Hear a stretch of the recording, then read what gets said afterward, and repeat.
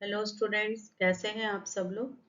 कल हमने पढ़ा था न्यूट्रिशन एंड न्यूट्रिएंट्स के बारे में और हमने जाना था कि ऐसा क्या है कि हम अपना खाना खुद से नहीं बना सकते।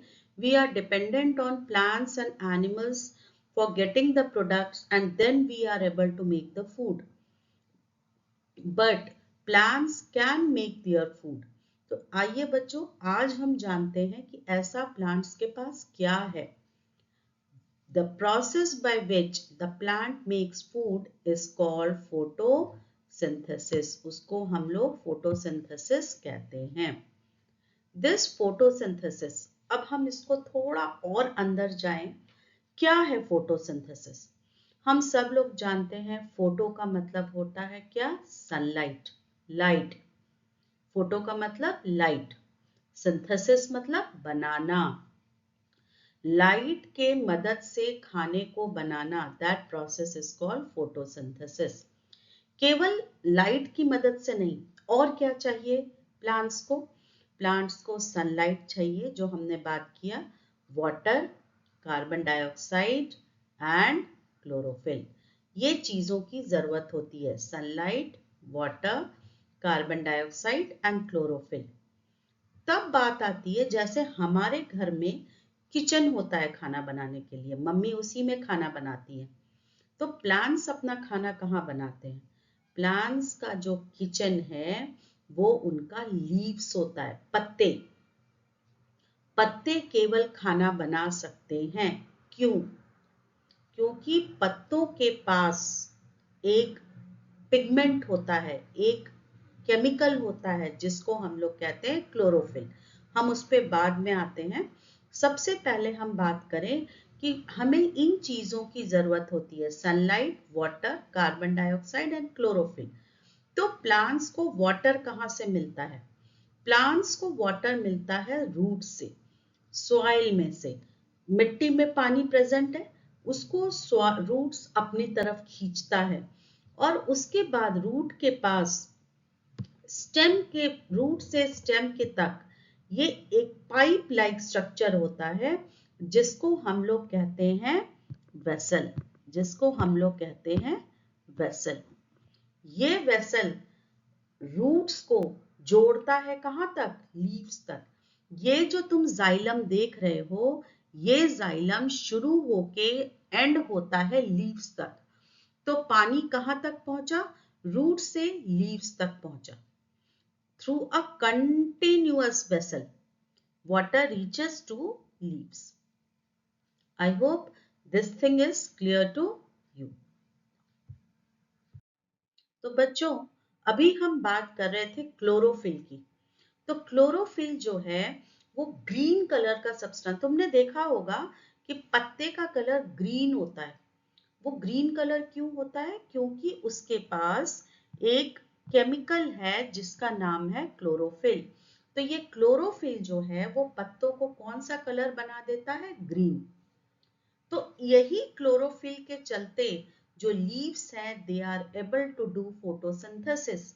और ये क्लोरोफिल हम में, एनिमल्स में एब्सेंट होता है।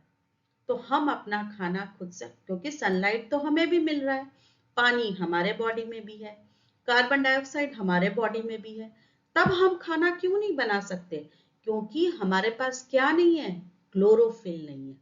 तो ये क्लोरोफिल जो है, that is the substance which is present in leaves and it makes the leaf edible.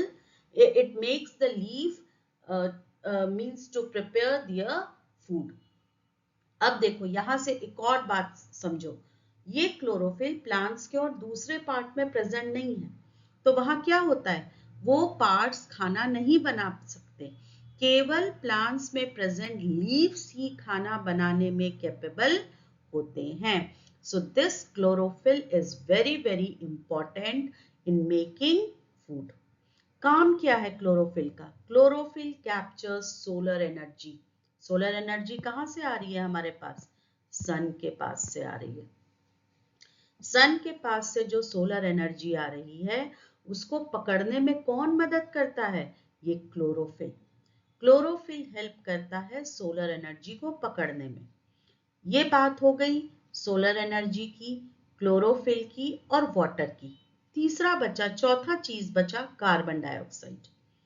हमारे लीफ स्ट्रक्चर में उसके लोअर सरफेस पे जब तुम पत्ते को पलट के देखोगे, उसको माइक्रोस्कोप के अंदर डाल के देखोगे, तुम्हें छोटे छोटे डॉट्स नजर आएंगे। अगर एक पत्ते को तुम पलट के देखोगे, तुमको ऐसे बहुत सारे डॉट्स नजर आएंगे। And these dots are stomata. ये स्टोमेटा एक्चुअली होता क्या है, ये तुम देख रहे हो, ये जो बीच में ये जो व्हाइट कलर का स्ट्रक्चर है, दिस फर्स्ट स्टोमेटा ओपन, इसमें जो ये बीच का स्ट्रक्चर है, this is a small gap present, and ये जो है तुम्हारा, these are called guard cells. These are called guard cells. Guard का काम क्या होता है? किसी भी चीज का ध्यान देना, उसके ऑपरेशन को देखना। तो लाइक दैट, ये जो स्टोमेटा है ये कहाँ प्रेजेंट है? लीफ के लोअर सरफेस पे छोटे छोटे होल्स हैं। ये होल्स को खोलना और बंद करना किसका काम है? गार्ड सेल का काम है। तो ये स्टोमेटा क्या करते हैं? एटमॉस्फेयर में से कार्बन डाइऑक्साइड को एब्जॉर्ब करते हैं। देखो, ये स्टोमेटा हमेशा ओपन नहीं रहते। तुमने दो स्ट्रक्चर तुम लोग यहाँ देख रहे हो, एक स्टोमेटा ओपन और दूसरा स्टोमेटा क्लोज्ड। तो जब उसको कार्बन डाइऑक्साइड लेने की जरूरत नहीं है तो वो क्या हो जाएगा? क्लोज हो जाएगा। तो केवल इससे कार्बन डाइऑक्साइड रिलीज नहीं होता, इस कार्बन डाइऑक्साइड लेते नहीं है, इससे ऑक्सीजन भी रिलीज होता है। हम ये आगे पढ़ेंगे, ठीक है? जब हम फोटोसिंथेसिस देखेंगे, उसके प्रोसेस को देखेंगे, तब उसके बाद क्या बनता है वो देखेंगे, तब हम इस बारे में बात करेंगे।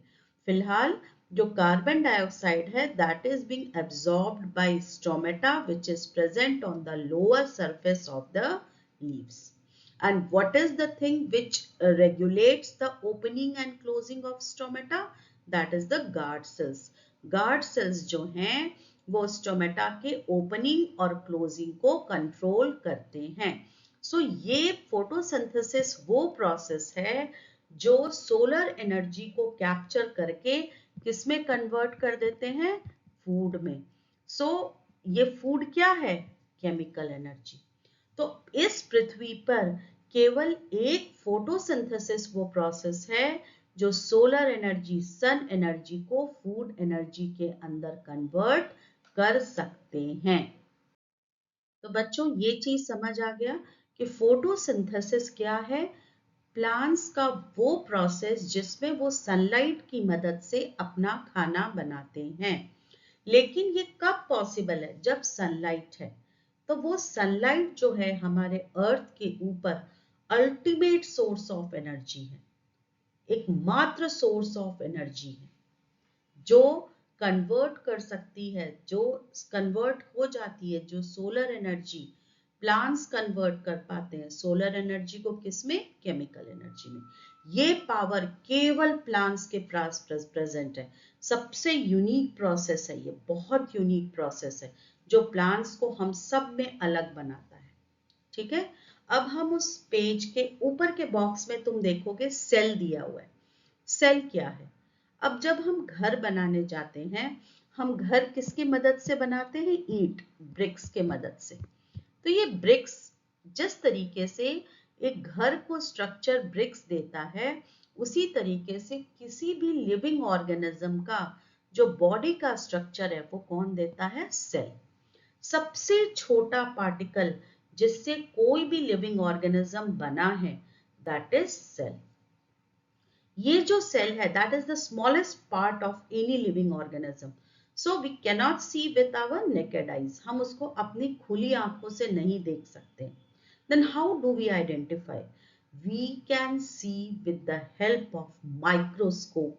हमारे पास जो लैब्स में माइक्रोस्कोप होते हैं, उसकी मदद से हम इन सेल्स को देख पाते हैं। अब ये सेल में बेसिकली होता क्या है? होता तो बहुत चीज है, हम केवल 3 चीज के बारे में पढ़ेंगे, बेसिक स्ट्रक्चर के बारे में पढ़ेंगे। तुम जो यहाँ ये स्ट्रक्चर देख रहे हो, that is the basic structure of a group of cells. ये बहुत सारे ग्रुप ऑफ सेल्स मिलके बना है। अगर हम कंसिडर करें कि ये एक सेल है, प्लांट सेल है, या एनिमल सेल है। प्लांट सेल, जो सेल प्लांट में प्रेजेंट होंगे प्लांट सेल्स, जो एनिमल्स और ह्यूमन बीइंग्स में प्रेजेंट होंगे एनिमल सेल्स। तो हम इन जनरल बात कर रहे हैं। तो ये जो बाहर की तुम बाउंड्री देख रहे हो, ये जो तुम बाहर की बाउंड्री देख रहे हो, this is called cell membrane. ये क्या कहलाता है? Cell membrane. जैसे हमारे घर के चारों तरफ वॉल्स होती हैं, क्या काम करती है? प्रोटेक्शन का काम करती है। हम अगर घर के अंदर रह रहे हैं तो हमें हर मुसीबत से बचा के रखता है कौन? वॉल्स। तो उसी तरीके से सेल को बाहर की दुनिया से बचाता है कौन? Cell membrane. फिर तुम एक बीच में काला कलर का स्ट्रक्चर देख रहे हो, डॉट ऐसे काला कलर का structure. This black structure, this middle black structure is called nucleus. उसे हम क्या कहते हैं? न्यूक्लियस कहते हैं। ये न्यूक्लियस जो है, जैसे अगर हम बात करें हमारे बॉडी में ब्रेन है, ब्रेन क्या करता है? हमारे सारे ऑर्गन्स को, हमारे सारे फंक्शन को कंट्रोल करता है। वैसे ही सेल ये लिविंग ऑर्गेनिज्म में है, तो वो तो वर्क करते होंगे। तो वो किससे पूछ के वर्क करते हैं? ब्रेन से। ब्रेन कौन? न्यूक्लियस। सो न्यूक्लियस जो है वो सेल के बीच में प्रेजेंट है, मोर और लेस बीच में प्रेजेंट है, and that is called brain of the cell.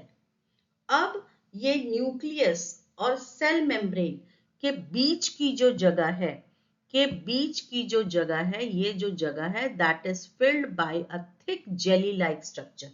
कैसा स्ट्रक्चर प्रेजेंट है? जेली लाइक स्ट्रक्चर प्रेजेंट है। जेली जैसा, जैसे तुम जैम वगैरह खाते हो ना, सॉस खाते हो ना, उस टाइप का स्ट्रक्चर प्रेजेंट है, जिसके अंदर न्यूक्लियस है और भी बहुत सारे ऑर्गन्स हैं। और उस लिक्विड को हम कहते हैं साइटोप्लाज्म। क्योंकि वो पानी की तरह पतला नहीं है, थोड़ा गाढ़ा है, इसलिए हमने वर्ड यूज किया है फ्लूइड। सो ये जो तुम्हारा बात हुआ, ये हुआ सेल का। तो सेल में बेसिकली 3 स्ट्रक्चर हो गए, सेल मेम्ब्रेन, न्यूक्लियस, साइटोप्लाज्म। अब एक और फिगर मैंने यहाँ पे दिया है एक्चुअली, बट ये हम लोग दूसरे स्लाइड में डिस्कस करेंगे। अगर तुम उसको देखते हो, फोटोसिंथेसिस, तो ये फोटोसिंथेसिस में तुम देख रहे हो अगर कि ये सनलाइट, सनलाइट इस पे आ रहा है, यहां से किस पे आ रहा है? लीव्स पे। ऑक्सीजन हम बाद में पढ़ेंगे, ऑक्सीजन कैसे रिलीज होता है। कार्बन डाइऑक्साइड कौन ले रहा है? लीव्स ले रहा है। किसके मदद से? स्टोमेटा के मदद से। उसके बाद तुम नीचे देख रहे हो, सॉइल में से पानी ऊपर जा रहा है, कहां तक? लीव्स तक, with the help of xylem, a vessel like structure. a vessel like structure। तुम अगर जाइलम वर्ड नहीं भी याद रखोगे, तुम याद रखो a vessel like structure, pipe like structure which connects the root to the leaves। पानी डायरेक्टली रूट में से कहां चला जाता है? लीव्स में चला जाता है। ऐसे एक vessel like, pipe like structure है, ऐसे उसका नाम क्या होता है? जाइलम। ठीक है बच्चों, सो आज हम लोग यहीं तक करेंगे।